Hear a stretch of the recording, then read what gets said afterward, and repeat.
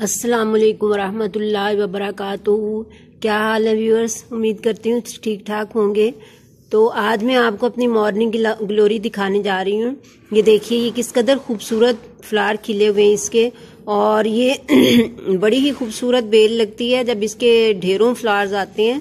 तो ये आप इसको देखिए, इसमें मुख्तलिफ कलर्स होते हैं। ये आज तो मेरे ये पर्पल कलर के फूल आए हुए हैं, इसमें हल्का आसमानी भी होता है और पिंक कलर भी होता है। तो ये बड़े बड़े बड़े खूबसूरत लगते हैं। ये सुबह सवेरे खिलते हैं और जल्द ही ये बंद हो जाते हैं। सूरज निकलने के फौरन बाद ये जल्दी बंद होना शुरू हो जाते हैं। आजकल तो फिर भी ये 9-10 बजे तक कुछ ना कुछ लुक दे देते हैं, लेकिन ज्यादा गर्मी में ये सुबह सूरज निकलते ही बंद हो जाते हैं।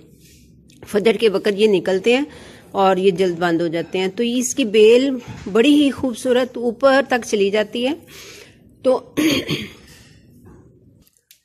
तो ये ज्यादा केयर भी नहीं मांगती, बस आपने इसको हर रोज सुबह के टाइम पानी देना है। अगर शदीद गर्मी हो तो सिर्फ 2 टाइम पानी दे दें, सुबह शाम, और अगर थोड़ा रेनी सीजन हो तो बाद दफा 1 दिन भी नहीं देना पड़ता बारिशों के मौसम में।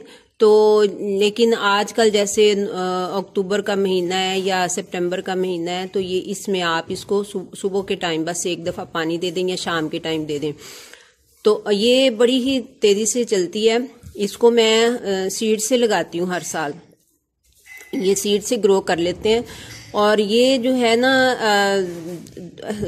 अप्रैल या मई में आप इसके सीड लगा दें तो ये इसकी जो बेल है ये ऊपर चढ़ जाएगी। आप इसको किसी जंगले के साथ लगा दें या आप इसको किसी बांस के साथ लगा दें, किसी पाइप के साथ ऊपर चढ़ा दें, तो ये बड़ी ही अच्छी लगती है, आपके गार्डन को बड़ा खूबसूरत लुक देती है।